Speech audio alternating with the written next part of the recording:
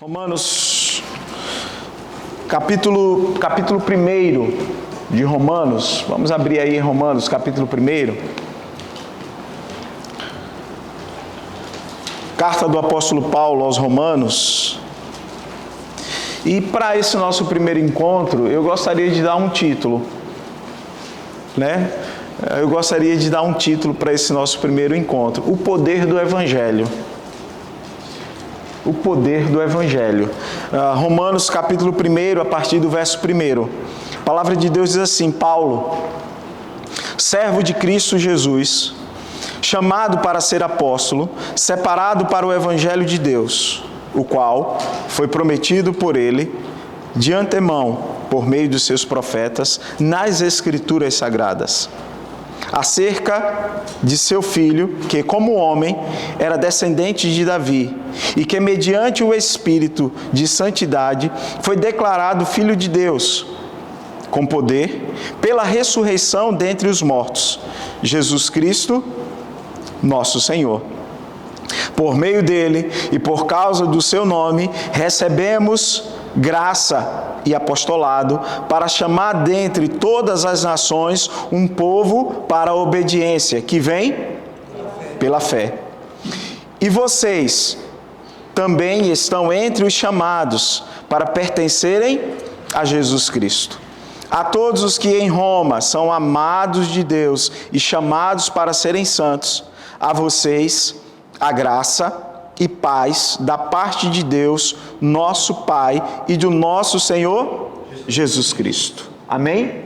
Amém ou não amém?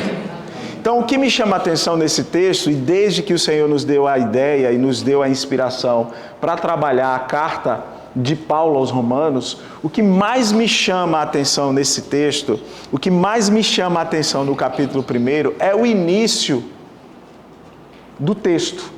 Como Paulo inicia o texto. E como é que ele começa esse texto? Como é que ele começa? Ele começa dando uma descrição de quem ele é. Ele começa descrevendo quem é Paulo. E aí, nessa descrição de si mesmo, Paulo diz aos romanos que primeiro ele é o quê? Servo. A primeira identificação que Paulo usa para si, olha, quem está vos escrevendo é um servo de Jesus Cristo. Perceba que ele não diz que primeiro é apóstolo, porque Paulo entende que o maior título de alguém que pertence a Jesus é o título de escravo. É o que ele destaca primeiro.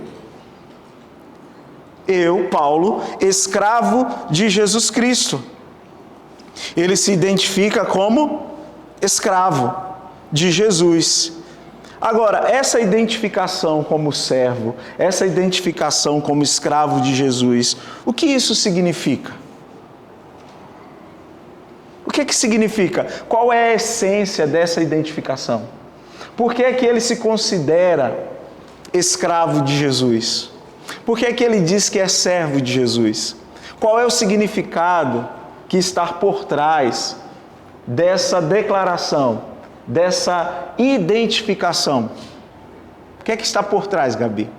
O que é que significa quando ele diz Paulo, servo de Jesus Cristo?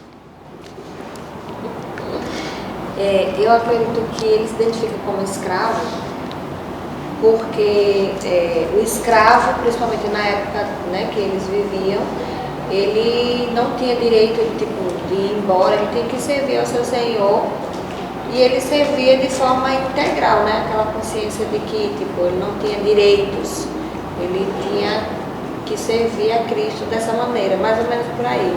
Ok. Ok, Perivaldo vai acrescentar, ele vai nos ajudar. Né? O que significa? O que é que está por trás quando ele diz servo de Jesus? Por que ele não diz primeiro apóstolo? Então a ideia de que ele está atado, ou amarrado, ou ligado diretamente ao seu Senhor. Então ele diz o seguinte, quando ele diz servo de Jesus Cristo, ou seja, servo, eu sou um escravo, eu estou atado a Ele, eu pertenço a Ele. Então ele já dá uma ideia de que ele não tem a própria vida como preciosa. Nós vamos ver mais à frente, mas nesse sentido, quando já se identifica como servo e não como apóstolo, ele diz o seguinte: olha, minha principal função é estar ligado a Cristo, estar atado, amarrado, ligado a quem eu pertenço, a Jesus Cristo. E já dá a ideia de que ele pertence a Jesus Cristo como escravo. E como escravo, aí sim, ele é chamado para cumprir alguma coisa. Como escravo, atado a Cristo. Então, a ideia central é de pertencimento. Eu pertenço a alguém. A ideia é de pertencimento e de dependência. Pois, quando ele diz eu sou escravo de Deus, a vida não é minha. Eu pertenço a alguém e dependo desse alguém. E qual é a implicação dessa revelação para os nossos dias? Pois a ideia de pertencimento a alguém ou a algo nos nossos dias, essa é uma ideia que a geração atual não assimila muito bem. Pois o ser humano, ele não quer pertencer a algo. Ele quer ser livre, mas que tipo de liberdade ele quer viver? Uma liberdade que não pertence a lugar algum e que não pertence a ninguém. E muitos, inclusive, não têm o senso de pertencimento nem à própria família biológica. Tamanha é a crise de identidade dos nossos dias. Servo, eu pertenço. Então, como eu tenho essa identidade em mim, aí Paulo, eu entendo e eu vejo Paulo assim como dizendo, eu não troco. Porque se eu pertenço a alguém, eu não tenho autoridade, eu não tenho força suficiente de trocar esse alguém por ninguém. Porque eu não tenho essa força, eu não tenho essa capacidade. O escravo, ele não tem essa capacidade, pois o escravo depende do seu senhor. Se ele vai fazer alguma mudança, ou se ele vai tomar alguma decisão, ele não pode fazer isso por si. Ele precisa consultar o seu Senhor. E é diferente do que a gente vê nos nossos dias. É diferente do que a gente acompanha nos nossos dias. O que é que a gente vê nos nossos dias? Homens e mulheres cristãs tomando decisões à revelia. O que é que a gente vê nos nossos dias? Homens e mulheres que são cristãos trocando de agrupamento como se fosse normal, como se fosse trocar de roupa. O sentimento e o entendimento de pertencer a algo ou de pertencer a alguém se tornou extremamente líquido nos nossos dias. Por isso que me chama muito a atenção quando ele diz, Paulo, escravo de Jesus Cristo, pertencimento e dependência, como foi bem colocado, eu estou atado a Cristo. E não fui eu que me atei, Ele, pelo seu grande amor, me alcançou e me atou a Ele. Eu não tenho como me desatar. Eu não tenho forças. Em outras palavras, Paulo está dizendo assim, por mais que eu quisesse, eu não tenho forças.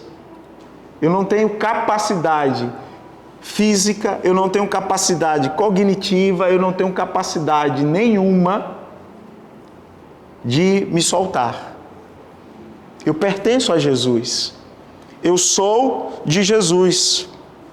E aí, na condição de escravo, na condição de alguém que está atado ao Senhor, na condição de alguém que é servo do Senhor, esse Senhor o convoca. Olha o que o texto diz, ele diz, Paulo, servo de Cristo Jesus, chamado para ser apóstolo.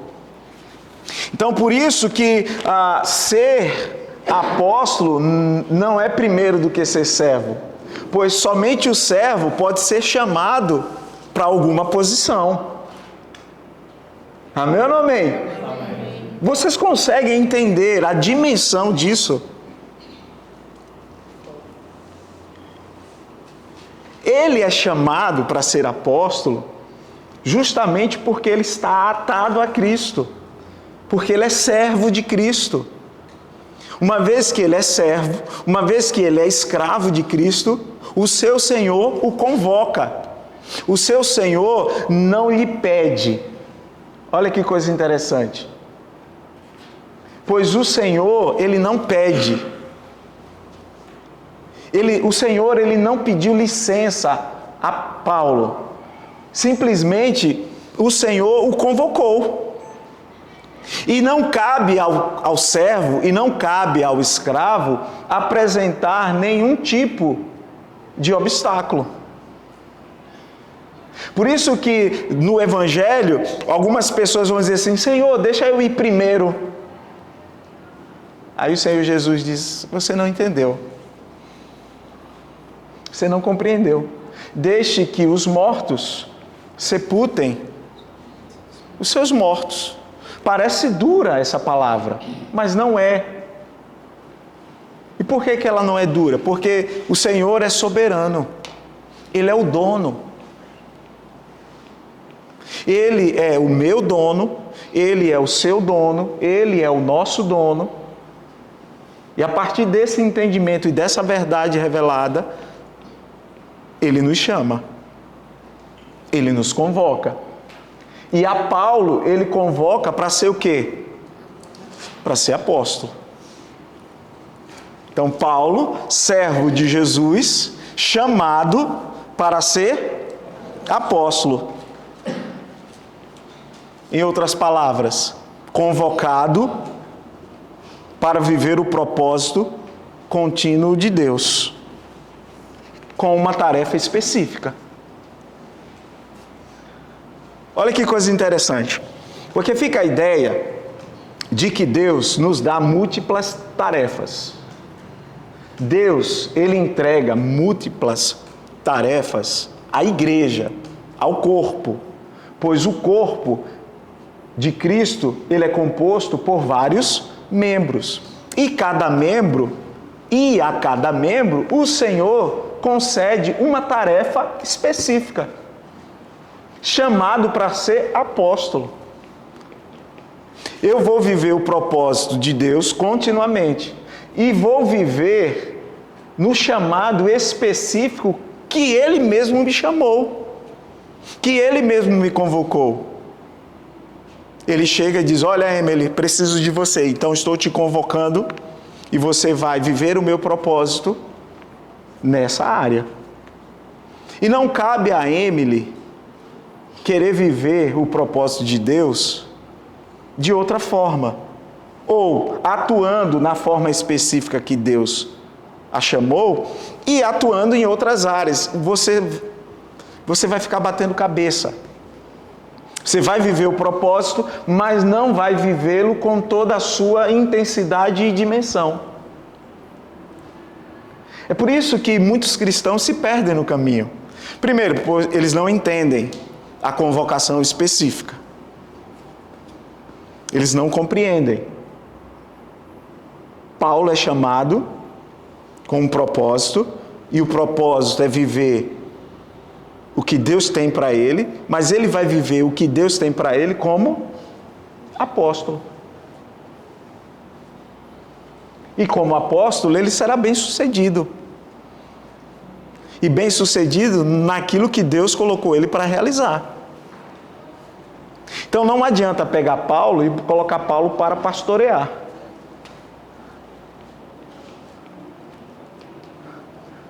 Pois ele pode pastorear? Pode, mas não deve. E por que não deve? Porque o chamado dele é específico.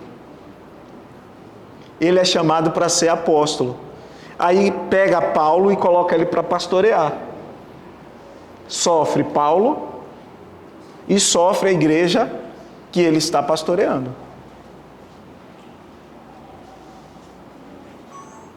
Por isso que muitos estão sofrendo. Por quê? Porque se sentem pressionados a viver o que Deus não os chamou para viver. Por isso que existe essa pressão absurda dentro das pessoas.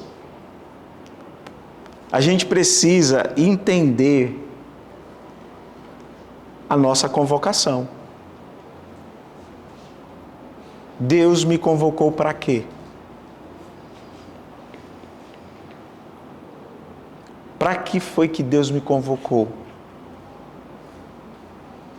Deus me convocou para ser evangelista, então eu vou viver o propósito de Deus de forma contínua, mas com uma tarefa específica. Simples assim. A gente é que complica.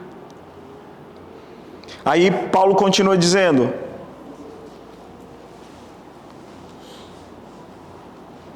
chamado para ser apóstolo, separado para o evangelho de Deus.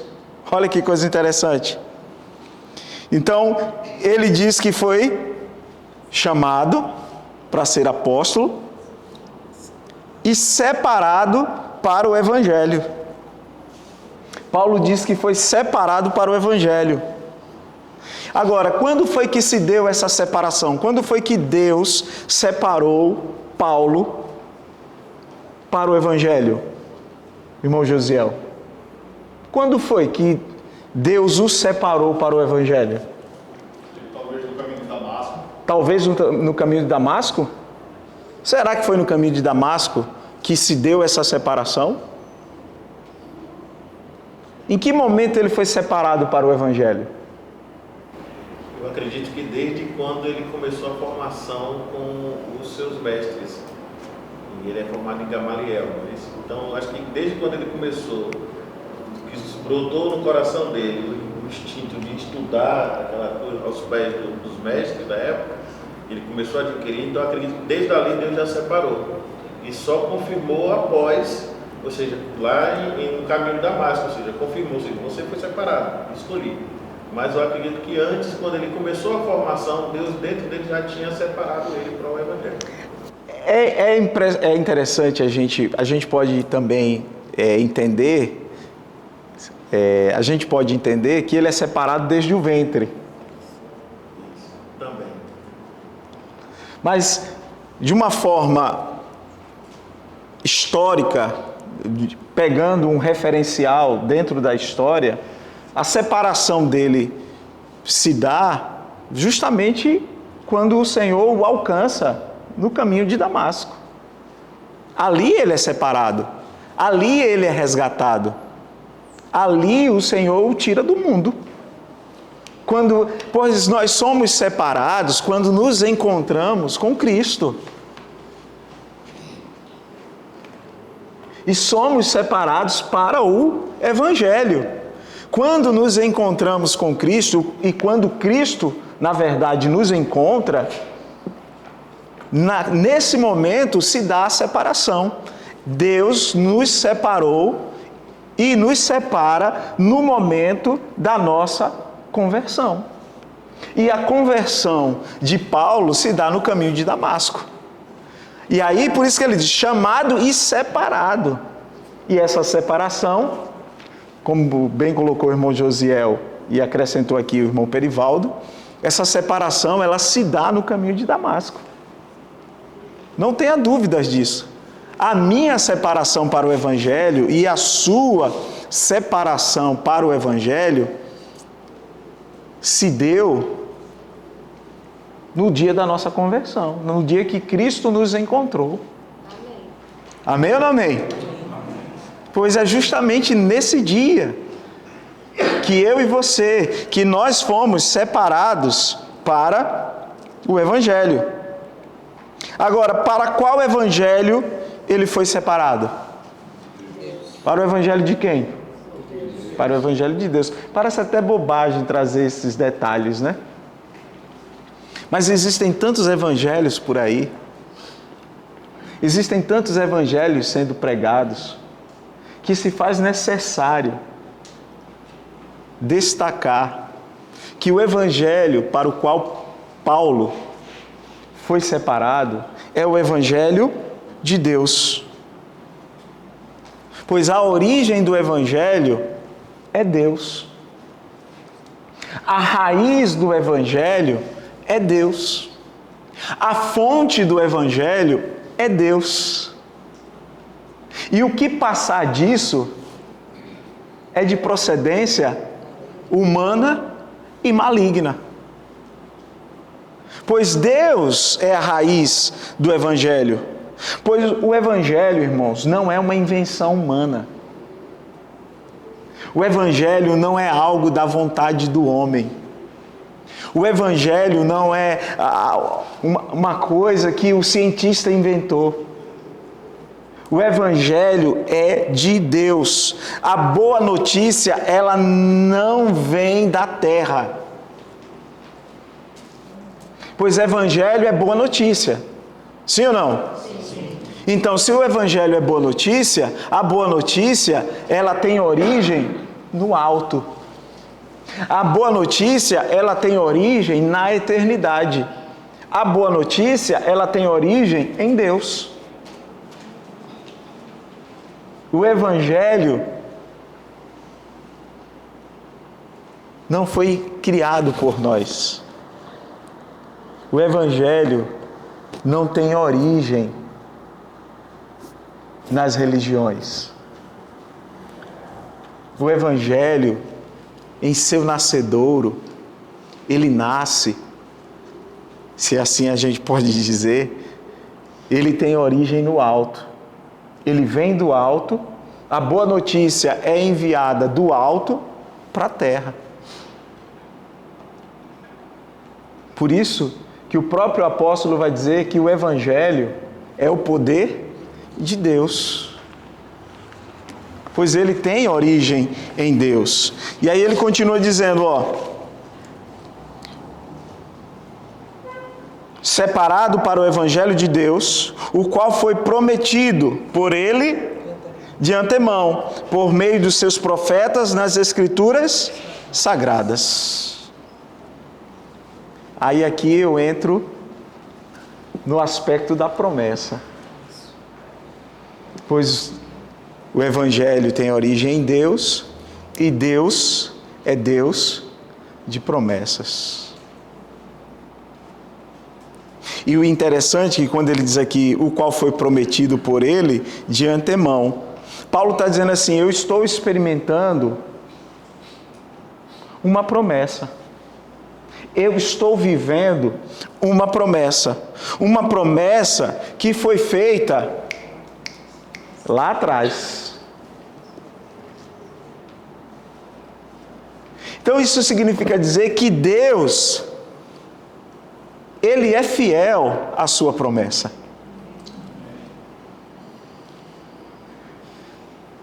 O que Deus promete, Ele faz. Ele prometeu por meio dos profetas.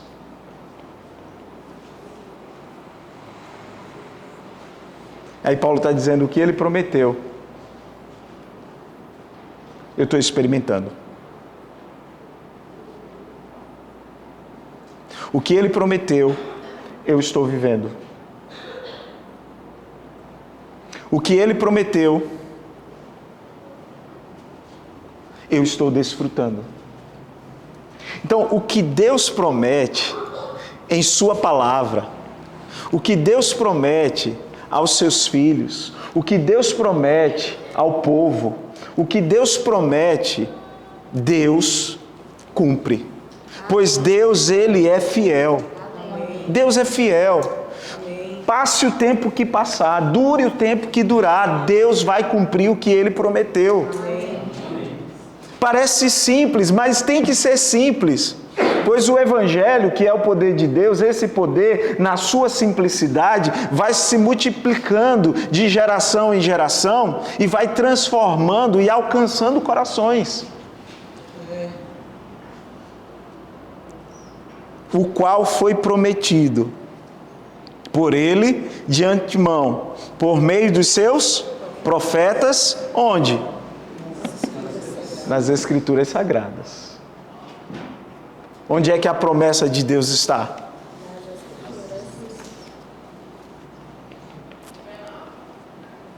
As Escrituras Sagradas é onde a promessa de Deus está. Mas o que é que acontece nos dias de hoje? Onde estamos tentando encontrar a promessa?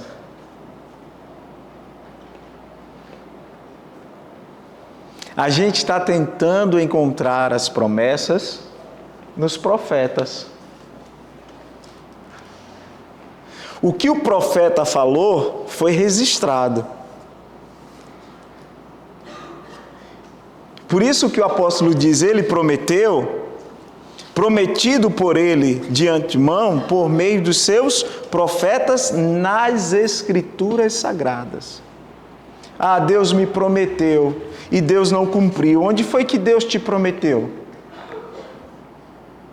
Qual foi a palavra que Deus te deu? Não, Deus usou um vaso e me deu uma palavra. Qual foi a palavra que o vaso te deu?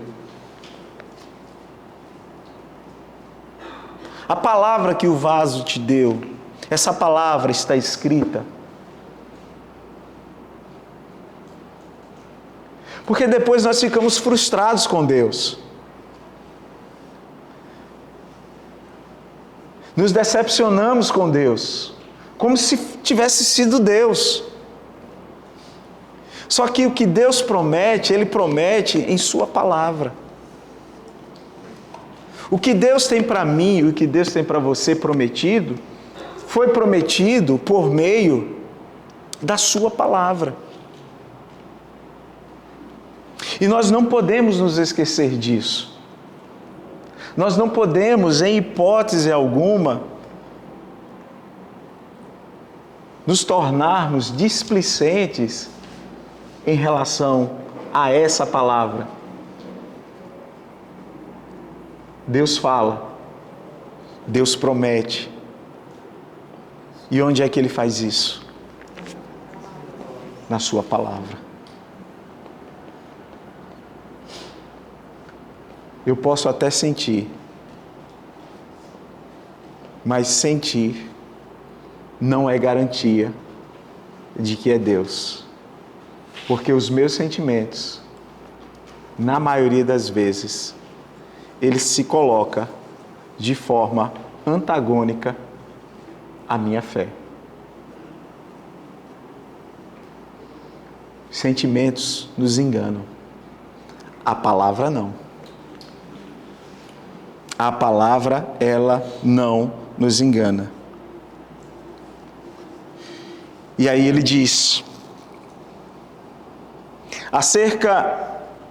por ele de antemão, por meio de seus profetas nas Escrituras Sagradas, acerca de seu filho, e como homem, era descendente de Davi, e que mediante o Espírito de Santidade, foi declarado Filho de Deus com poder, pela sua ressurreição dentre os mortos. Jesus Cristo, nosso Senhor. Jesus Cristo, nosso Senhor. Então, queridos,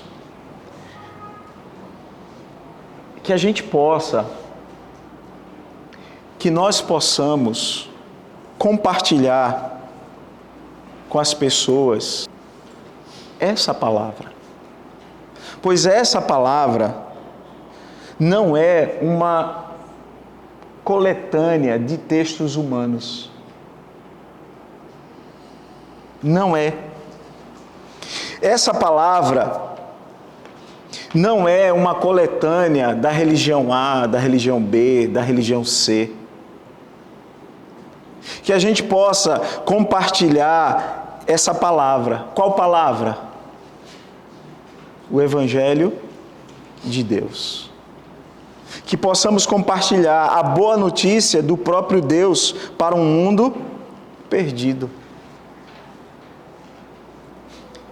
O centro do Evangelho é Jesus Cristo. Esse Evangelho que nós cremos, esse Evangelho que pregamos,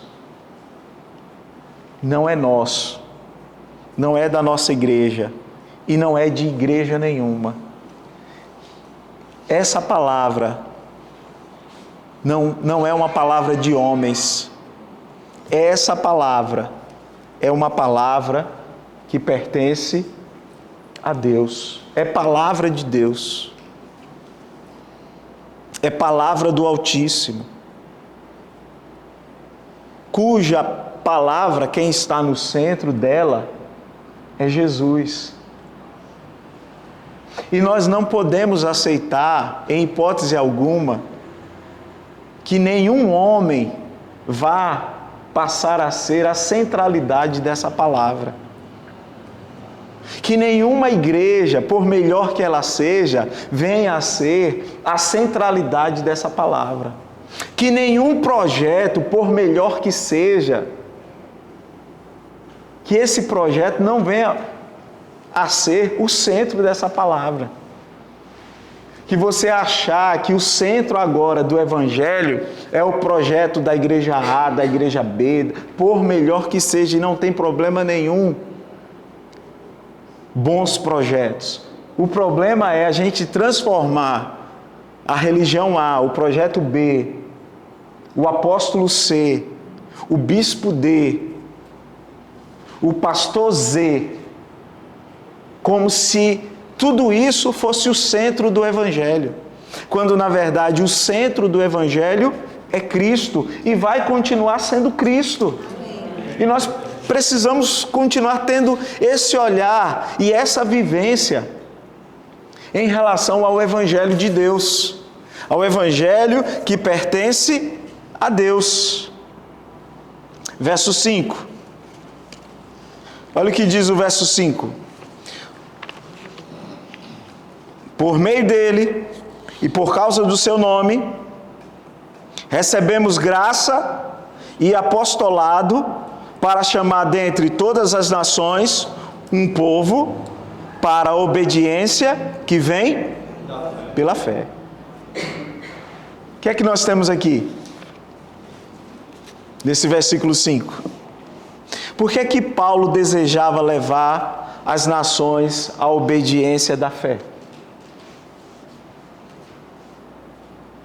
Por que que Paulo tinha esse desejo? Ele é alcançado, ele é servo, chamado para uma tarefa específica. Ele deixa claro que essa palavra não é dele.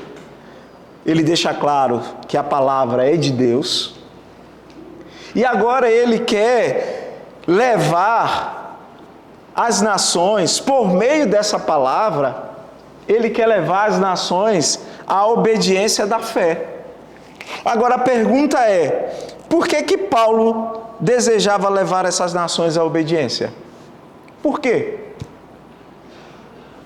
Por quê, Efraim? Era o encargo que foi dado a ele. O encargo que foi dado a ele? Por quê, João? Por que Paulo desejava levar as nações à obediência?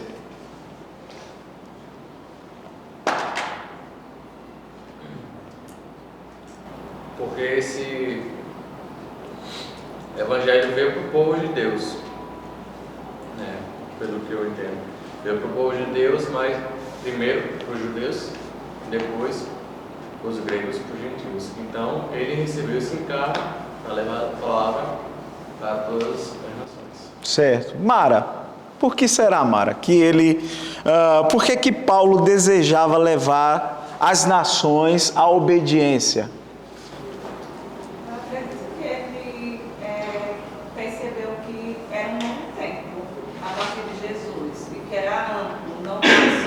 restrita a um povo determinado, mas que seria para todos agora, não mais só para os judeus, mas para todos. Eu acredito nisso. Ok. Por que, Felipe? Por que Paulo desejava levar as nações à obediência? Quando você vai estudar sobre o Evangelho, você vê que o Evangelho não começa apenas no Novo Testamento, ele começa em Gênesis, né? E Deus sempre teve um foco em salvar todas as nações. Só que a gente pensa que Deus escolheu um povo porque Ele queria salvar apenas um grupo de pessoas, mas ninguém, na verdade Deus escolhe um homem, né? Abraão. E desse homem vem uma nação, e o propósito de Deus sempre foi que dessa nação gerasse ciúme nas outras nações, para que eles conhecessem o Evangelho. Então, o propósito de Deus, desde o Antigo Testamento, sempre foi levar todas as nações a conhecê-lo, né? Deus nunca se negou, e isso que os judeus não entendiam. Os judeus nunca entenderam, né? Que o chamado do povo de Israel era para fazer o nome de Deus famoso sobre todas as nações, e o nome dele conhecido. E por meio da fé, porque a obediência ela não vem apenas pela força humana, né, agora, né? Mas pela nova natureza que é gerada pelo próprio Deus dentro de cada um de nós, né? Por isso que a obediência é pela fé, né? Certo. Eu acredito também que Jesus, ele já mostra isso, quando ele vai para a mulher samaritana e quando ele expõe o Evangelho mesmo, que ele vive, que é a própria vida dele, e aí ele já abre esse leque. Eu acho que a partir daí, da visão do próprio Jesus, os discípulos começam a entender. Eu sei que no caso de Paulo, ele foi mais aberto, porque os outros ainda demoraram e ainda criaram ainda barreiras, mas eu acredito que ele seguiu mesmo o que Cristo já tinha proposto, que era alcançar todos, todo aquele que nele crê, né? Que creia no Filho, tem a vida eterna. Então, é independente. Perfeito. Deixa eu só Sim. fazer um acréscimo com base naquela disse que Felipe também disse. O Evangelho ele surge em Gênesis. Então, como o próprio texto diz, prometido por intermédio de Deus, prometido por Deus por intermédio dos profetas das Escrituras. Ou seja, desde lá do Gênesis, Deus quer trazer de volta o status quo, ou seja, quer trazer a criatura de volta para o seio do Criador, onde eram todos uma só nação. Então, quando surge esse Evangelho, então quando Paulo, por obediência, quer trazer a todos, ele está fazendo o seguinte: o Evangelho surgiu em Deus e o Filho dele foi obediente e cumpriu uma parte do Evangelho, ou seja, o poder de Deus. O Evangelho é o próprio Cristo. Então, como Cristo foi obediente e ele é escravo de Cristo, então ele quer dizer o seguinte: olha, Cristo foi obediente na proposta da salvação, do Evangelho, das boas novas, que é a salvação, que é voltarmos para Deus. Então, como ele foi obediente, então Paulo ele tenta levar todos a esta mesma obediência. Qual é a obediência? Voltar-se para Deus. Voltar-se, ou seja, seguir o Evangelho de Cristo. Então, por isso que, como Paulo vai ter alguns destaques dentre os outros discípulos e apóstolos, mas não seria um destaque, assim, quase seria algo proporcional e direcionado. Ele foi chamado para ser apóstolo. Então, esse apóstolo é por meio do Evangelho. Esse Evangelho nasceu em Deus, foi prometido pelos profetas e se cumpriu em Jesus Cristo. Então, ele quer levar todos a conhecer Jesus Cristo através da obediência da fé. Jesus foi obediente e cumpriu com a promessa. E ele, sendo escravo, ele se dedica a cumprir pelo qual ele foi chamado. Perfeito. E agora, por que é que ele se dedica a cumprir? Eu costumo dizer, e vocês vão lembrar muito bem, que nós costumamos, na maioria das vezes, fazer as coisas certas, só que com a intenção errada. Por exemplo, poderia ser desejo de Paulo levar as nações à obediência, porque por obediência dele a grande comissão. Está conseguindo entender? Eu desejo que esse povo chegue à obediência, mas eu quero que eles cheguem à obediência, e o que me motiva é a minha obediência à grande comissão. Ou então, eu desejo levar as nações à obediência por amor pelos pecadores. Eu não estou dizendo que essas duas razões estão erradas, mas elas, as duas, não trazem em si a profundidade do desejo. Pastor, aqui, no caso ele acreditava num propósito, e o fato dele acreditar num propósito, ele queria espalhar isso para todos, que as pessoas também acreditassem. Não colocar como um novo convertido. O novo convertido, ele tem aquela chama do primeiro amor, que é aquela coisa maravilhosa. E por estar sentindo aquilo, quer ultrapassar, transbordar para as demais pessoas, para que elas vivam também aquilo que ele está vivendo. Não seria isso também? Também. Mas quando a gente vai aprofundar, eu desejo levar essa igreja a um nível de excelência. E o que é que motiva? O que é que está por trás desse desejo de levar essa igreja a um nível de excelência? Deu para entender agora? Então, o que era que estava por trás do desejo de Paulo de levar as nações à obediência? Por obediência à grande comissão? Por amor aos pecadores? Para se tornar o maior de todos os apóstolos? A salvação.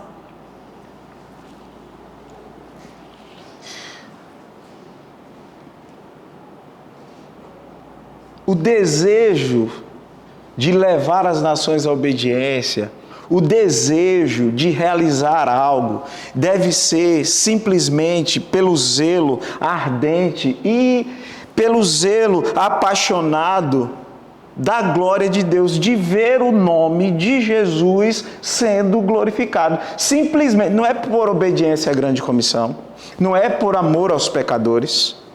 Eu quero que as nações cheguem à obediência da fé, pois elas chegando à obediência da fé, o nome que é glorificado, o nome que vai ser estampado, é o nome daquele que me alcançou.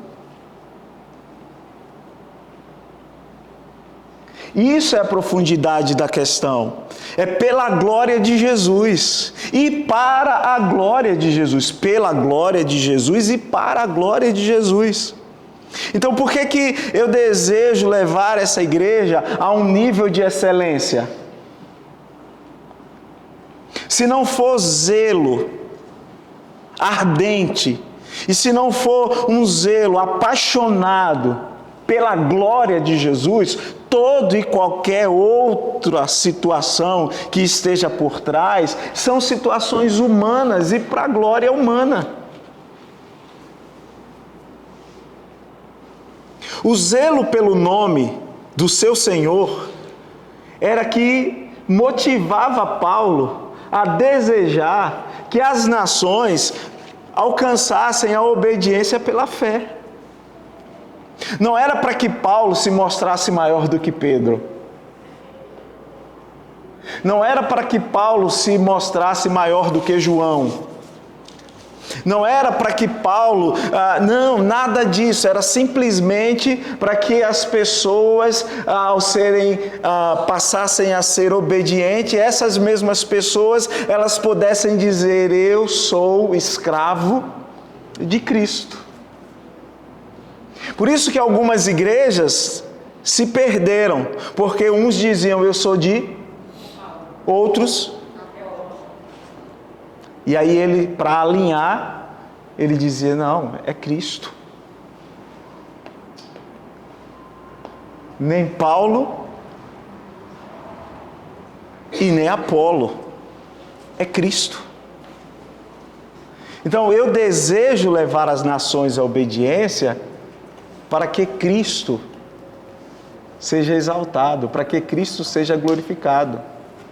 E é aí onde o apostolado moderno, é aí onde o bispado moderno, é aí onde a igreja moderna se perdeu.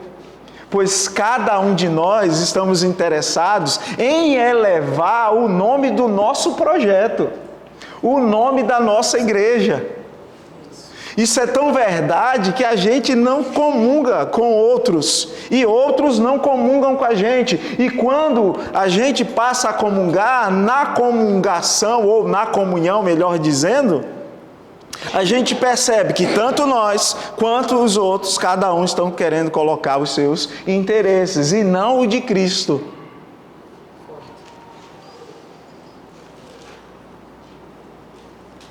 Então, o zelo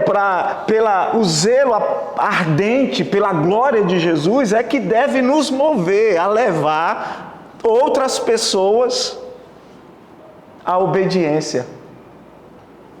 E não para que eu, na minha comunidade de fé, seja visto como aquele que mais ganha, seja visto como aquele que mais leva pessoas aos pés da cruz.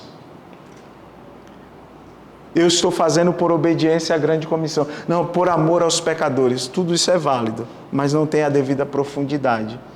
A profundidade, ela é alcançada em Cristo. Somente em Cristo. Tudo que a contribuição que vocês colocaram aqui é válida.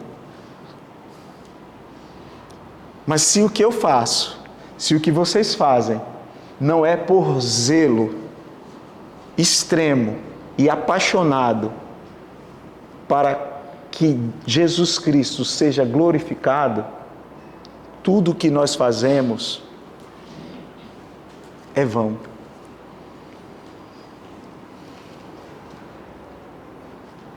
Não passa de construção de impérios. E todo mundo, no presente século, todo mundo, raras são as exceções, todo mundo está querendo construir o seu pequeno império. Cristo fica para depois. Devemos voltar a ter zelo ardente e apaixonado pela glória de Jesus. Assim como João disse, que ele cresça e que eu diminua. E essas palavras de João não são palavras, não são meras palavras, não é um mero discurso. É que o que de fato importa é que Cristo seja exaltado, é que o nome dele venha em primeiro lugar, e não o nome do apóstolo, não o nome do bispo, não o nome do ministério, não o nome do projeto. Eu não estou dizendo que essas coisas não têm a sua importância, que esses projetos não têm a sua importância. Mas esses projetos, eles precisam apresentar o nome de Jesus. E esse nome deve ser apresentado principalmente no secreto das nossas intenções. Eu posso ouvir um amém? Amém. Amém ou não amém? Amém. Para reforçar o que você está falando, ele se identifica como servo, logo no começo. Então ele como servo, ele não tem nada dele, não faz nada para ele. Tudo que ele faz é para o Senhor. Então o tempo dele é totalmente inteirado para fazer os interesses do Senhor. Por isso esse empenho tão grande dele, querer que todas as nações seguissem a fé. Porque ele, na condição de servo, ele tem que fazer tudo que o Senhor dele quer que faça. Então ele está sendo realmente um servo fiel ao seu Senhor. É isso. Ele quer que o nome do seu Senhor seja glorificado. É isso mesmo. Servo de Cristo. E é para essa essência que a igreja deve voltar. Exatamente. Somos escravos. Só que a modernidade quer deturpar essa palavra dentro da espiritualidade. Como se nós fôssemos pessoas que não pensam. A gente pensa. E o nosso Senhor nos deixa pensar. Tanto é que a gente tem a consciência, tamanha é a nossa liberdade. Verso 8 diz assim: antes de tudo, sou grato a Deus, mediante Jesus Cristo, por todos vocês, porque em todo o mundo está sendo anunciada a fé que vocês têm. Deus, a quem sirvo, de todo o coração, pregando o evangelho de seu Filho, é minha testemunha, de como sempre me lembro de vocês, em minhas orações, e peço que agora, finalmente, pela vontade de Deus, me seja aberto o caminho para que eu possa visitá-los. Olha que coisa interessante, que coisa linda. Verso 8 e 9. O que é que Paulo está fazendo no versículo 8 e no versículo 9, Marcela? O que é que Paulo está fazendo no verso 8 e no verso 9? O que é que ele está fazendo aí? O que é que ele estava fazendo no verso 8 e no verso 9? Ajuda, Washington, ajuda o Marcelo. Ele estava sendo grato a Deus pela eficiência daquela igreja. Estava sendo perfeita na questão da propagação do Evangelho. E no versículo 9 ele diz que uma coisa que eu quero deixar aqui, que incessantemente tem que fazer bênção daquela igreja nas suas orações. Então ele é uma tipo de oração diferente da nossa. Nós somos muito egoístas nas nossas orações. Nós acostumamos a pedir muito para nós, esquecemos de pedir para outras pessoas, para nossos irmãos, para outras igrejas. Eu acho que Paulo ele demonstrou para a gente que o verdadeiro amor ele se busca não dos seus próprios interesses. É isso. O que ele está fazendo aqui no verso 8 e no verso 9, o que ele está fazendo é orando. Ele está em oração. E ele está orando pelos romanos. Ele está orando pela igreja de Roma.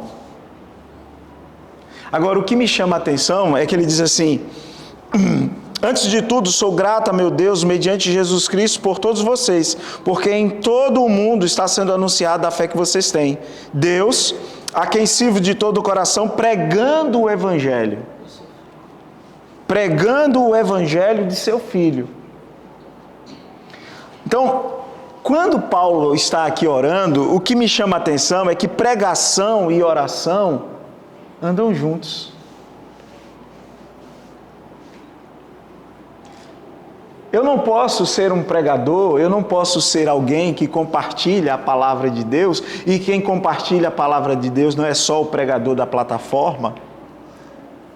Então, se eu quero compartilhar o Evangelho de Jesus Cristo, se eu quero compartilhar a fé que eu carrego em Jesus Cristo, não é só compartilhar, eu preciso de uma vida de oração. Eu preciso desenvolver um estilo de vida, e nesse estilo de vida, a oração não é uma opção, ela está inserida na minha vida. Não é só falar, é necessário orar. Pregação e oração estão juntas. Se você quer que a sua fala a alguém ou para alguém, a sua fala a respeito de Jesus Cristo, se você quer que essa fala tenha eficiência, você não pode abrir mão de uma vida de oração. O que Paulo está fazendo aqui é orando, é dando graças a Deus, é louvando a Deus, é bendizendo o Senhor. E em todo o tempo você percebe que Cristo está no centro. O que mais me alegra é ver na palavra de Jesus Cristo, nas Sagradas Escrituras, o apóstolo, quando ele escreve a carta, Jesus está no centro. Nos primeiros versículos, quando a gente leu do 1 até o 5, o que aparece de Jesus só nesses primeiros versículos, isso é demonstrando a centralidade da mensagem de Paulo. Paulo não prega a ele. E por que Paulo não prega a ele aos gentios? Porque Paulo não é só um pregador. Paulo também é um homem de oração. Porque o pregador, que é só pregador e não tem vida de oração, ele fala mais de si do que do Evangelho de Jesus. Uma coisa interessante sobre o aspecto da oração é que Paulo está falando sobre o tipo de oração intercessória, né? Então, a gente entra até num costume de pedir oração, ore por mim, né? E a gente às vezes nem ora, né? E Paulo, antes de Paulo, e Paulo fala depois, né? Que tem um desejo, não sei, de pregar o Evangelho para eles, de ensinar, de compartilhar com eles para eles mais à frente, né? Só que as orações de Paulo chegam antes da sua presença física, né? Então, me ressalta a importância da intercessão da igreja, porque a igreja pensa que esse lugar de oração é algo apenas para preencher um espaço vazio, que não é. Paulo dava uma prioridade a essa intercessão. Então, antes de Paulo ir fisicamente para aquele lugar, ele já estava orando por aquele povo, né? Fala, lembro-me de vocês as minhas orações. Então, aqui ele está falando de um tipo de oração intercessória, né? De se colocar entre Deus e o povo. É isso mesmo, é isso mesmo.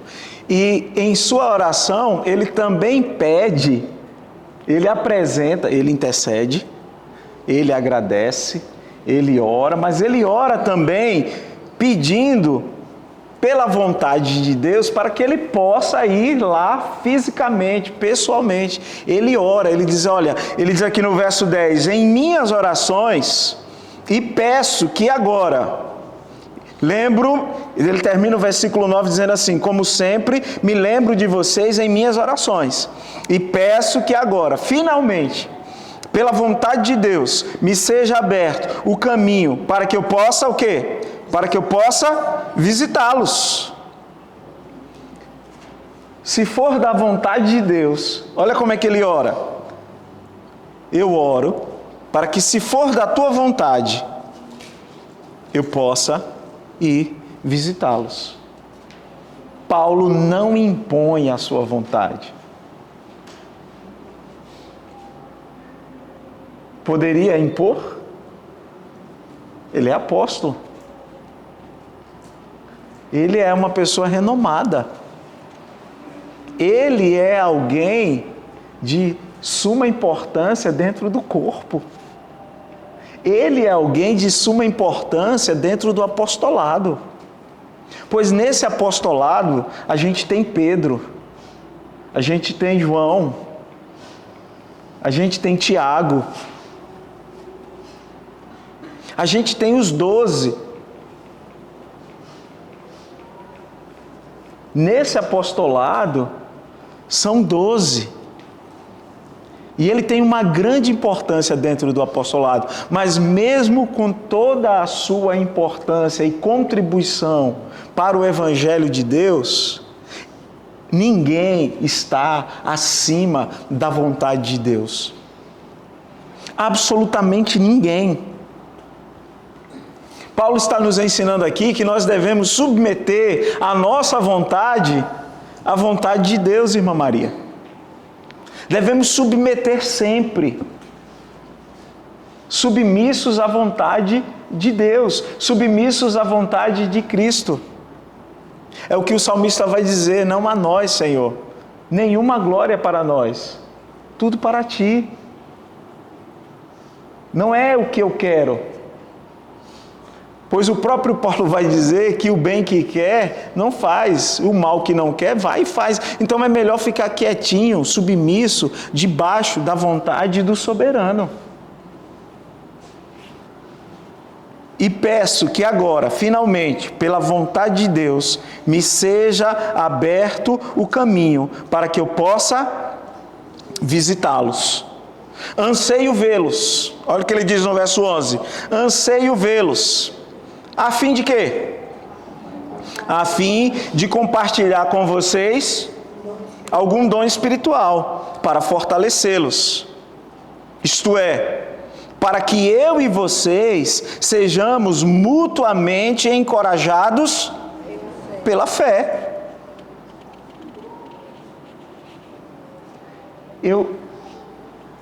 Isso aqui me pegou. Isso aqui me pegou.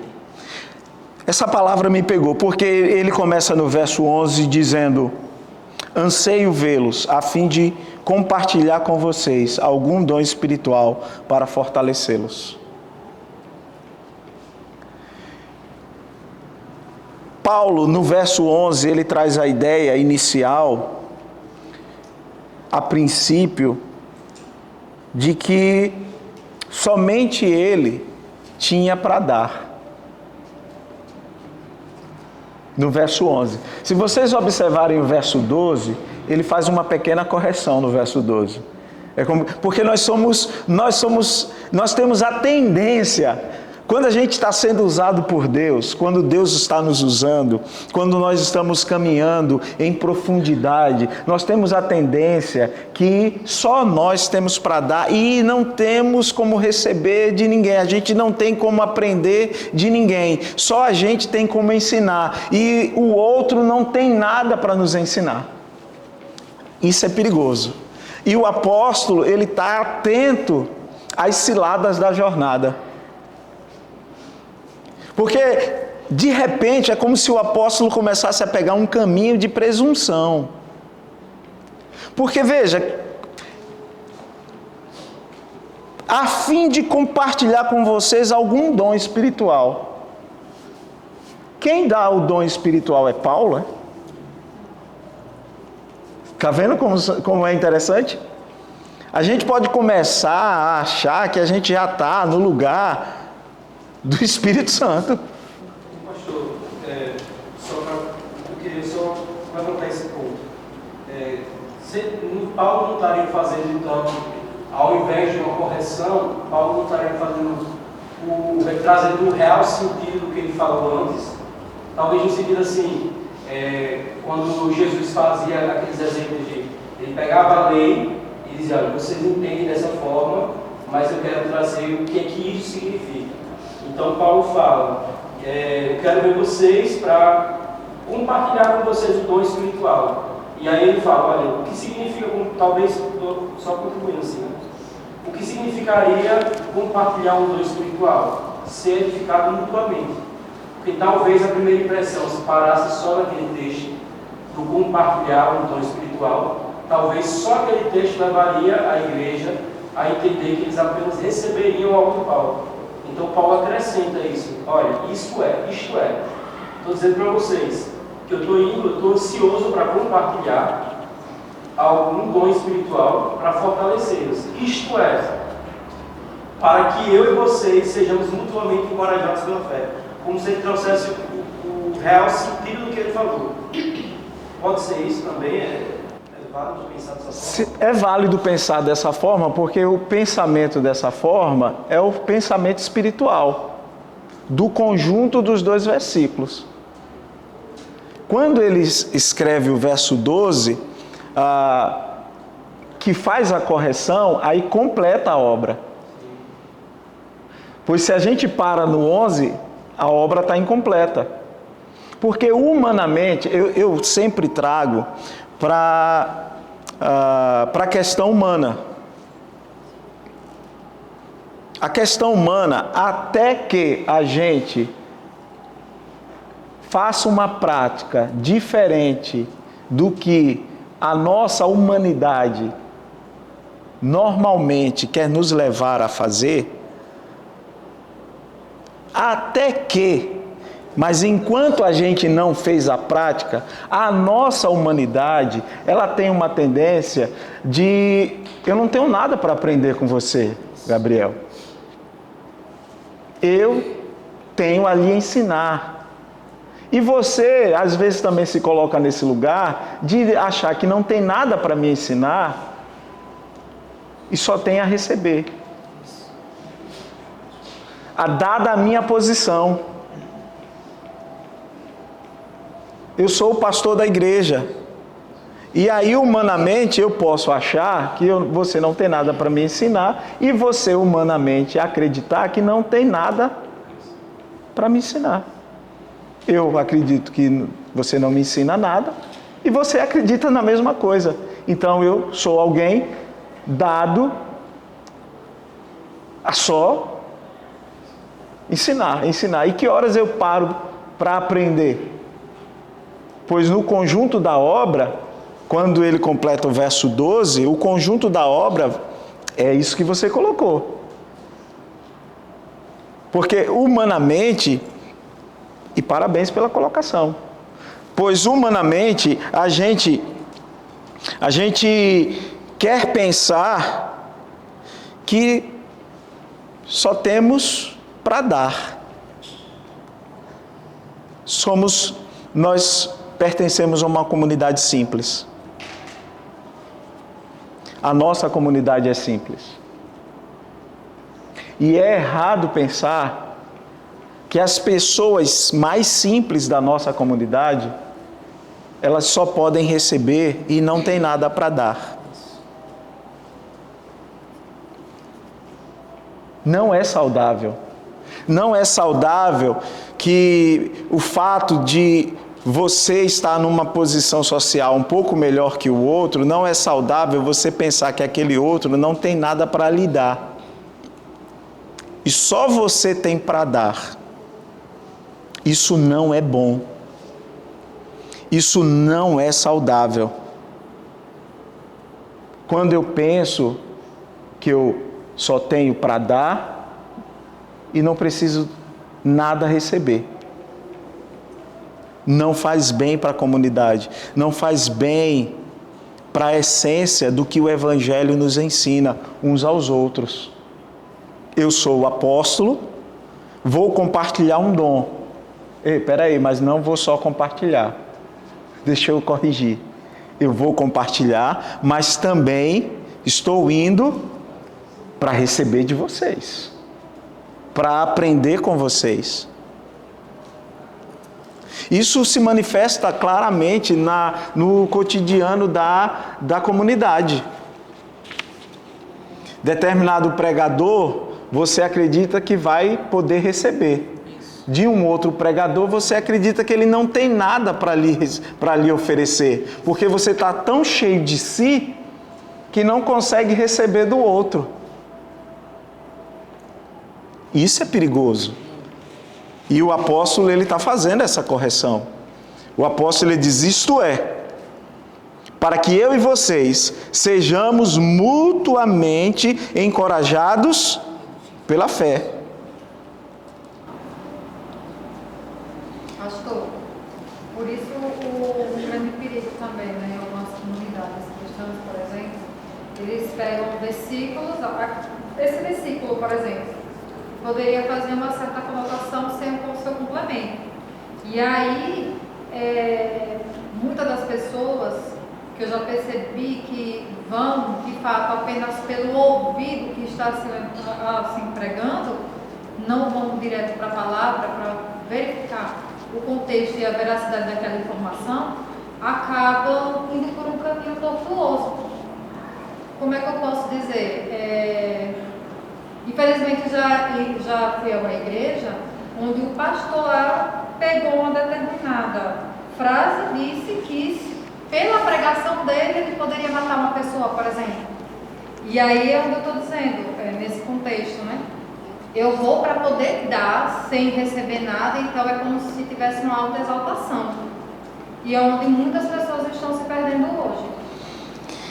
Exatamente, porque não é bom. Não é bom pensar que eu tenho tudo para dar e não preciso receber, assim como também não é bom pensar que eu não tenho nada para dar e que preciso só receber. Ambos os extremos são perigosos. Por isso que a gente procura trazer uma educação dentro do Evangelho, por mais simples que as pessoas sejam, quem tem mais, quem tem menos, o que é importante? Dar. Para que quem tenha menos não vá para esse lugar e dizer, eu tenho menos, não tenho nada para dar. Também não é bom. Não é bom, pois você sempre vai ter algo para partilhar. Sempre. Sempre. Nós não podemos deixar que as pessoas vá para um lugar de autoexaltação, nem para um lugar de vitimismo. Nós precisamos do equilíbrio. E aí é o que o apóstolo, ele vai e completa. Diz, espera aí, não, eu estou indo compartilhar, mas isto é, também estou indo para receber. Afinal de contas, eu sou o apóstolo Paulo, mas vocês é a igreja em Roma. E se for da vontade de Deus, eu vou aí. Eu vou dar, mas também vou receber. Vai ser um crescimento mútuo. E se nós não pensarmos assim, a gente não cresce. Eu não cresço. Vocês não crescem. Pois quem me faz crescer é Cristo por meio da sua palavra e através de vocês. Através dessa mutualidade. Então, a fala de vocês enriquece a minha vida e a vida uns dos outros. Assim como a minha fala enriquece a vida de vocês. E aí a gente vai crescendo mutuamente. E essa mutualidade, é aí onde está a saúde de uma comunidade de fé que cresce de forma mútua. Porque feliz é o povo que tem anseio para receber, mas que também tem anseio para dar. Porque um povo que só tem anseio para receber e não tem anseio em dar, esse povo é um povo adoecido. Da mesma forma, o povo que só tem anseio para dar e que não quer receber. Eu só estou dando e tenho dificuldade de receber.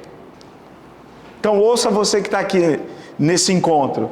Você que só sabe dar e não sabe receber, está tão adoecido quanto aquele que só sabe receber e não sabe dar. É mutualidade. É de forma mútua. Eu ensino você e você me ensina. Eu aprendo com você e você aprende comigo. Nós temos sempre o que ensinar uns aos outros. Deixa eu só acrescentar.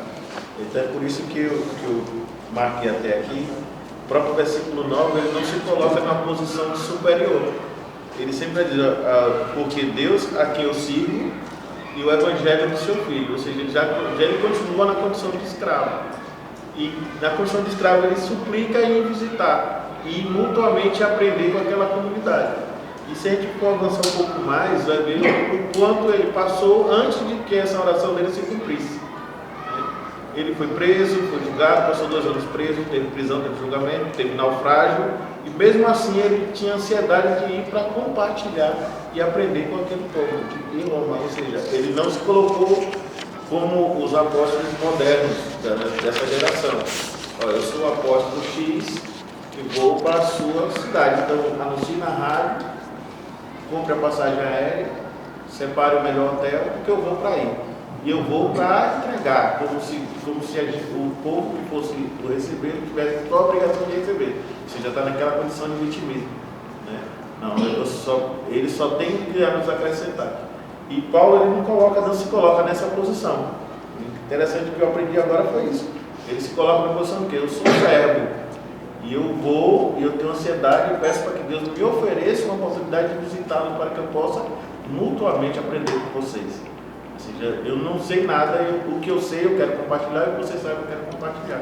Ele está numa posição de igualdade, diferente do que nos trazem hoje. É que eu lembrei, né, pastor? palavra ela reforça o seu ensino quando várias vezes o Senhor disse que nós somos uma comunidade de iguais. Não existe maior nem menor, né? Exatamente, nós somos uma comunidade de iguais, com dons e talentos diferentes. Ou seja, interessante também, ele fala, né? Eu quero ver vocês para compartilhar algum dom. Ele está deixando claro que não é um dom, nenhum dom. Quando ele fala algum dom, ele está esperando o que vai acontecer lá. Ele não está decidido que vai ser, vou compartilhar o meu dom, nem vou compartilhar um dom. Ele fala, eu quero ver vocês para compartilhar algum dom. Quando ele diz algum, ele está sendo dependente de Deus. Ele está dizendo algum, chega lá, é o que Deus vai fazer. Ele está sendo dependente de Deus. Quando ele fala algum dom. Então, acho que ele nessa condição, ele ainda está sendo certo. Porque se a gente ler rápido, a gente acha que ele já está chegando lá com um dom na mão. E ele não está dizendo isso no texto. Ele está dizendo que vai chegar lá e compartilhar algum dom com vocês.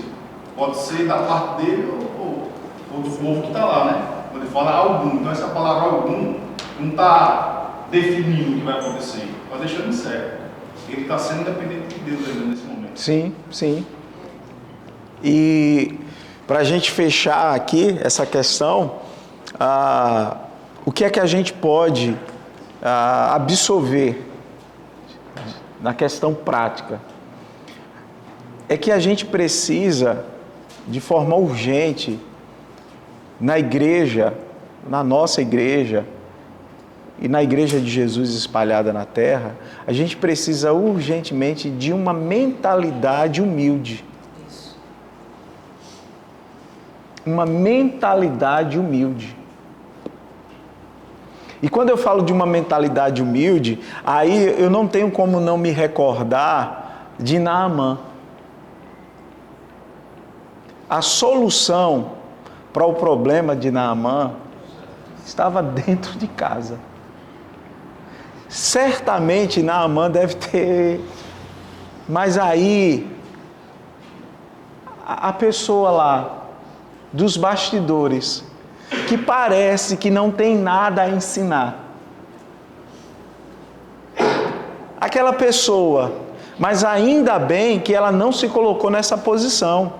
Porque existem muitas pessoas nos bastidores das igrejas que se sentem incapazes de ensinar. Como se elas fossem de uma casta menor. E às vezes também nós, que não estamos nos bastidores, não temos uma mentalidade humilde de parar para ouvir ou perguntar. Porque às vezes, por falta da mentalidade humilde, a gente acredita que ele não tem nada para me ensinar. Mas aquela serva, aquela menina disse, tem um homem de Deus, meu Senhor. Vamos ao verso 14? Vamos avançar? Olha o que é que ele diz, verso 14 e verso 15. 13, né?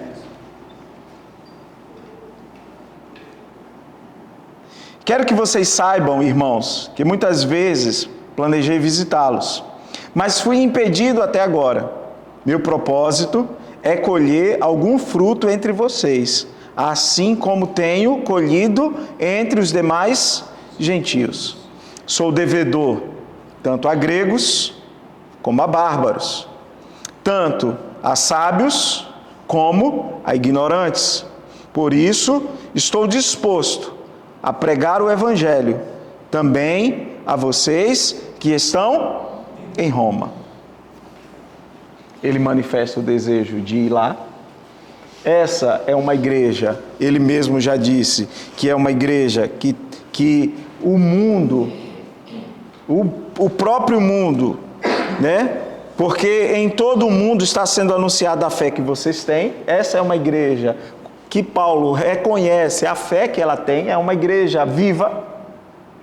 A igreja de Roma é uma igreja viva, é uma igreja que está frutificando, E aí Paulo diz assim, eu quero me envolver também no que Deus está fazendo aí. E o que Deus está fazendo aí em Roma, perceba que o que Deus está fazendo lá em Roma não depende do apóstolo.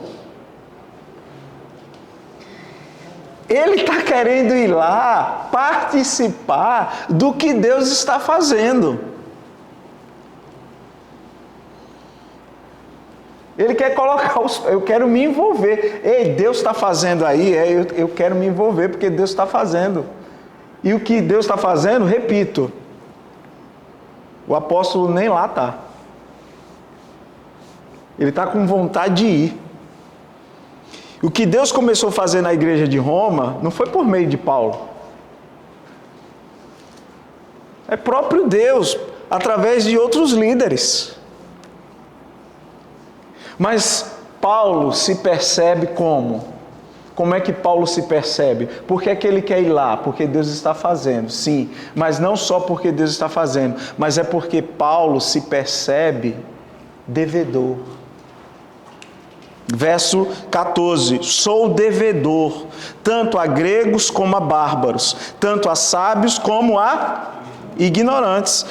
Por isso estou disposto a pregar o Evangelho também a vocês que estão em Roma. Eu me percebo devedor, e por me perceber devedor, eu quero ir aí. Agora, por que que Paulo está em dívida? Por que é que Paulo está em dívida? Existem duas possíveis formas de se endividar. Existem duas possíveis formas de se contrair uma dívida. A primeira, Gabriel, a primeira forma de se adquirir uma dívida é eu pegando um dinheiro emprestado com você. Você me empresta uma grana, a partir do momento que você me emprestou uma grana, eu tenho uma dívida para com você. Amém ou não amém? Essa é uma forma de se adquirir uma dívida. A outra forma, Felipe,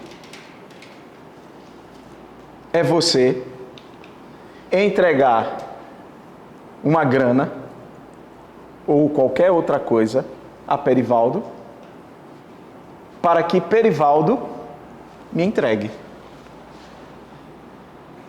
A partir do momento que você entregou algo a Perivaldo para que Perivaldo me entregue, Perivaldo está em dívida comigo. Essa é a segunda maneira de se adquirir uma dívida. Você entregou para ele, para que ele me entregue. Então ele está em dívida comigo. Por isso que Paulo se percebe devedor. E ele se percebe devedor de quem? De quem? Sou devedor tanto a gregos como a bárbaros, tanto a sábios como a ignorantes. Por isso estou disposto a pregar o evangelho também a quem? A vocês. Jesus Cristo confiou o evangelho a Paulo. E enquanto Paulo não entregar esse evangelho a gregos, a bárbaros, a sábios, ou a quem quer que seja, Paulo é devedor de gregos, de bárbaros, de sábios, de ignorantes e de quem quer que seja. Ele é devedor porque o Senhor confiou a ele algo para que ele entregue aos sábios, aos ignorantes, aos gregos e aos bárbaros. E enquanto ele não entregar, ele é devedor. Ele tem uma dívida.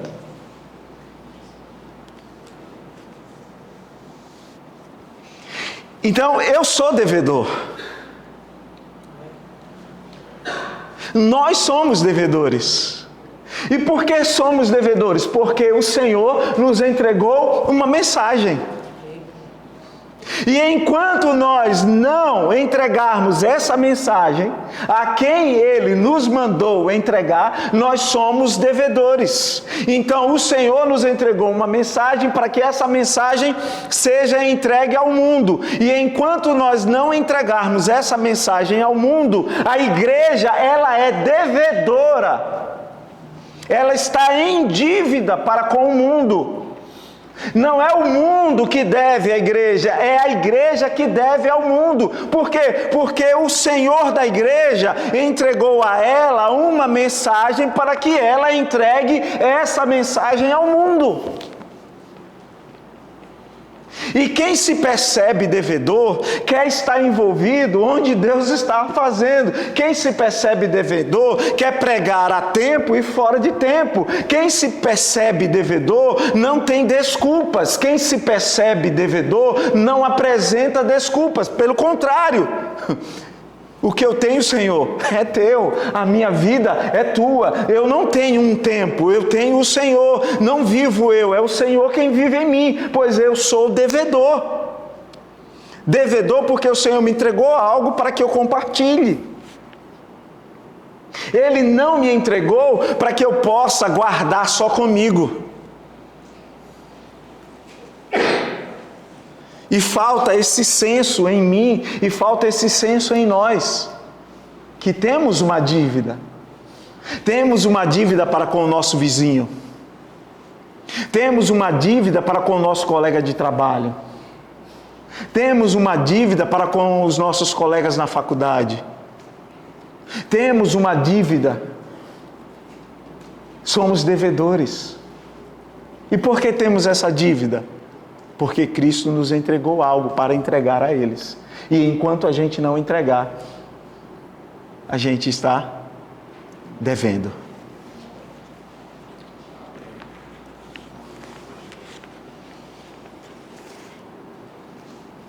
Por isso que Paulo diz: sou devedor. A gente poderia dizer, poxa, Paulo não deve nada. Deve. Ele deve aos gregos. Ele deve aos bárbaros. Porque a mensagem que Jesus Cristo entregou a Paulo não é só para Paulo.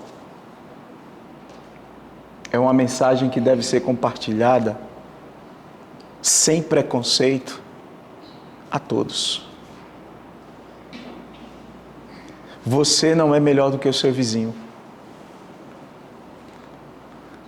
E às vezes, por pensar que somos melhores do que o nosso vizinho, a gente não entrega o que Cristo nos confiou para entregar.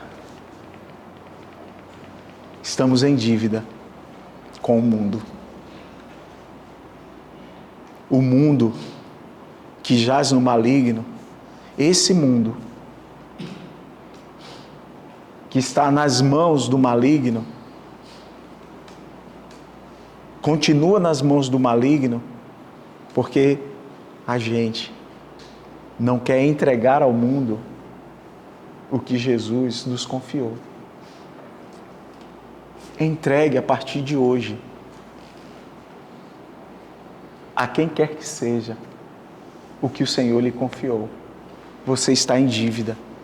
Eu estou em dívida. Nós estamos em dívida. Por isso, estou disposto a pregar.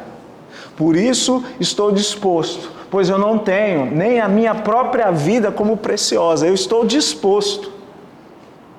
É uma mentalidade de um nível, meu Deus, nos ajude a alcançar essa mentalidade. Espírito Santo, coloque em nós essa mentalidade. E nos livre de uma mentalidade na qual estamos cheios de direitos.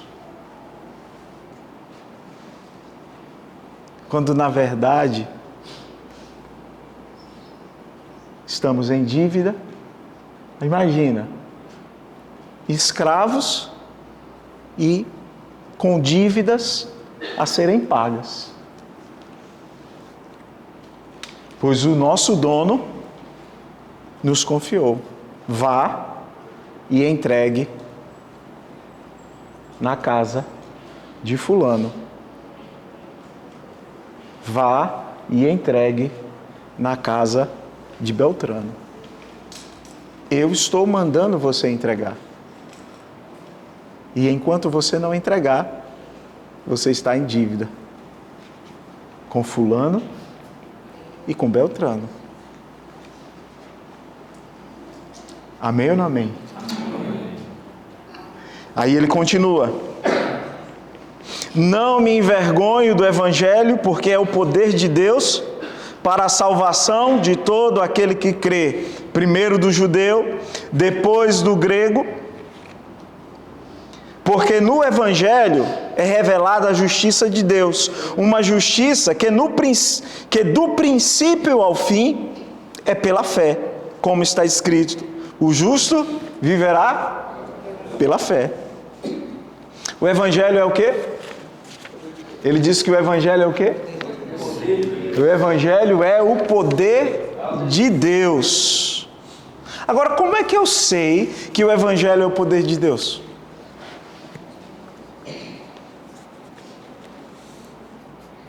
Como é que eu sei, Larissa, que o Evangelho é o poder de Deus? Vivendo, presenciando, experimentando. Agora, vivendo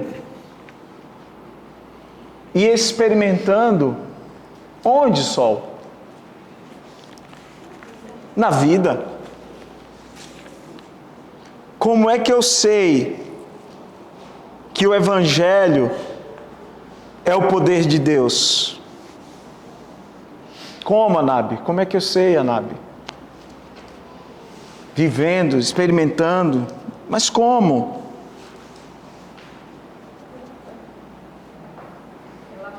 Pela fé. O Evangelho é o poder de Deus porque... Como é que eu sei? Como é que eu sei, Ellen, que o Evangelho é o poder de Deus? Deus, totalmente Deus no Evangelho. O Evangelho é Deus. É vivenciando, mostrando às pessoas, através das atitudes, no dia a dia, ao falar, ao proclamar, tudo. Tudo é tudo. Como é que eu sei? Tudo isso que vocês colocaram, e colocaram com muita propriedade. Porque se o Evangelho me salvou, eu sei que ele é o poder de Deus porque ele me salvou. E se ele me salvou, ele pode salvar você. Ele é o poder de Deus não é porque eu ouvi numa pregação. O Evangelho é o poder de Deus não é porque eu ouvi numa live.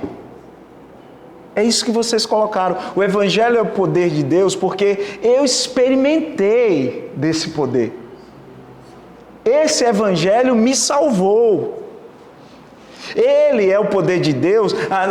Olha, o Evangelho é o poder de Deus porque ele fez isso na vida de A, na vida de B. Amém, beleza, mas e na sua vida? Ele é poder de Deus porque você testemunha da salvação desse Evangelho na sua vida. Ele me alcançou. E porque ele me alcançou, ele pode alcançar você. Como é que você sabe que ele é o poder de Deus? Olha a prova viva aqui. Ele é o poder de Deus, não é porque você faz parte de uma igreja legal. Ele é o poder de Deus porque esse Evangelho transformou você. Esse Evangelho firmou a sua identidade. Aí alguém pode dizer, olha, mas eu não consigo. Consegue, o Evangelho é o poder de Deus. Mas como é o poder de Deus? Olha eu aqui, com a minha identidade firmada. Olha eu aqui, com a minha vida no caminho de Jesus Cristo.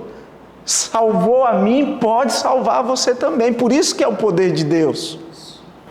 Só para acrescentar o que você está falando, Paulo está falando que ele não se envergonha do Evangelho. Nesse contexto aqui, é um contexto muito filosófico da época, né? E tem muitas ideias e havia muitas discussões, principalmente entre os gregos ali. E quando você vai falar o Evangelho, quando você vai pregar, prega o Evangelho para você mesmo. É loucura. Tipo, Deus que fez homem, entendeu? E morreu na cruz e ressuscitou. Então, ele está falando, eu não me envergonho desse Evangelho. Porque, por mais que Paulo é um cara muito inteligente, quando ele discute isso com o grego, por exemplo, o grego olhava para ele assim, cara, que tolice que você está falando para mim? Ele está falando assim, ó, cara, eu não me envergonho do evangelho. Por quê? Porque ainda que pareça loucura para as pessoas, é o poder de Deus, porque ele salva. Entendeu? Ele pode talvez não salvar o cara que está com cara de filosofia e não quer entender o evangelho. Mas o evangelho não é apenas para ser entendido. Entendeu? A gente não tem que discutir a ideia apenas do evangelho ou querer colocar na cabeça das pessoas uma ideia filosófica, porque o evangelho está para além de uma ideia, de uma filosofia. O evangelho é o poder de Deus. Então precisamos ser fiéis à pregação do evangelho, porque às vezes a gente quer convencer as pessoas baseado na filosofia, não que a filosofia tem seu lugar também, não estou criticando, mas pregar, às vezes a gente mesmo tem vergonha de pregar o evangelho, muitas vezes no trabalho, a gente vai falar de Jesus para a pessoa assim, o mundo está um caos, você precisa de Jesus, porque Jesus vai restaurar a sua vida, só que isso não é o evangelho completo, entendeu? A gente precisa pregar sobre Cristo, Jesus que desceu à terra, que se fez homem, entendeu? E morreu pelas pessoas, porque esse é o poder que salva as pessoas, por mais que pareça loucura, é o poder de Deus, é o evangelho que salva. E era loucura porque o Cristo sendo crucificado numa cruz, e só quem ia ser crucificado numa cruz era quem? Os bandidos. Os bandidos.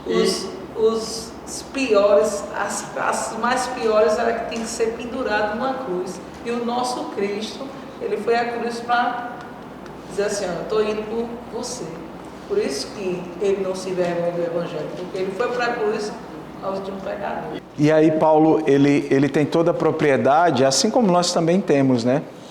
Quando ele diz que é o poder de Deus, quando você olha para Paulo, você não tem como não dizer que o evangelho é o poder de Deus. Agora, quando o seu vizinho olha para você, ele ao olhar para você, ele pode dizer que o evangelho é o poder de Deus? Porque o poder de Deus, a pessoa quando olhava para Paulo dizia, rapaz, Deus salvou esse cara. Deus salvou esse cara. A pessoa de Jesus Cristo. Salvou.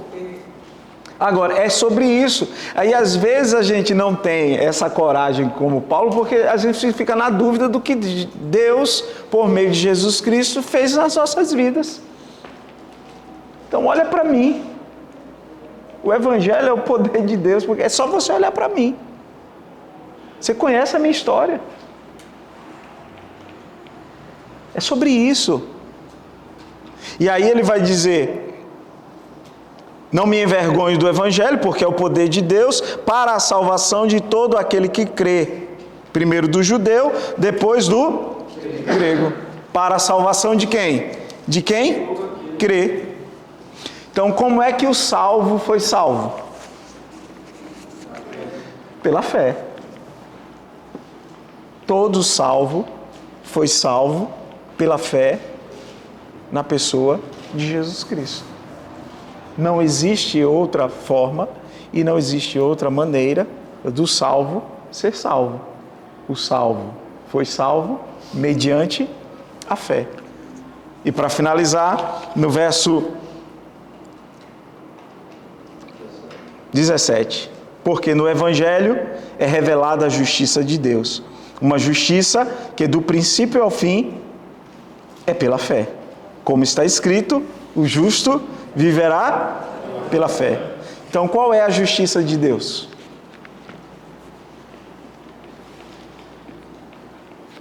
Porque o texto vai dizer, porque no Evangelho é revelada a justiça de Deus. E qual é a justiça de Deus? A justiça de Deus é a cruz. Pois somente por meio da cruz a gente recebe absolvição. É na cruz onde o justo morreu pelos injustos. Pois foi na cruz que Jesus Cristo mostrou o caminho da absolvição. Pois todos nós agora somos absolvidos por meio da justiça que foi praticada por Jesus na cruz. Pois Deus é um Deus justo. Ele não podia absolver não sendo justo. Alguém tinha que pagar o preço. E o preço foi pago na cruz. E é pela fé em Jesus, crendo em Jesus, que o próprio Jesus é esse caminho para a justiça. E esse crer, fé que você colocou aí, a tradução original é pisteu, que significa também confiança. Não é apenas um crer de acreditar, mas de ter confiança nisso. Confiar, né? De alguém que está em um carro de carona. E está confiando naquele que está dirigindo, entendeu? É isso, gente. Sem fé é impossível agradar a Deus. O justo vive pela fé. Agora, que poder você tem visto o Evangelho exercer em sua vida? Que poder você tem visto o Evangelho exercer em sua vida? O Evangelho é o poder de Deus. Mas que poder você tem visto esse Evangelho que você diz ser o poder de Deus? Que poder você tem visto ele exercer em sua vida?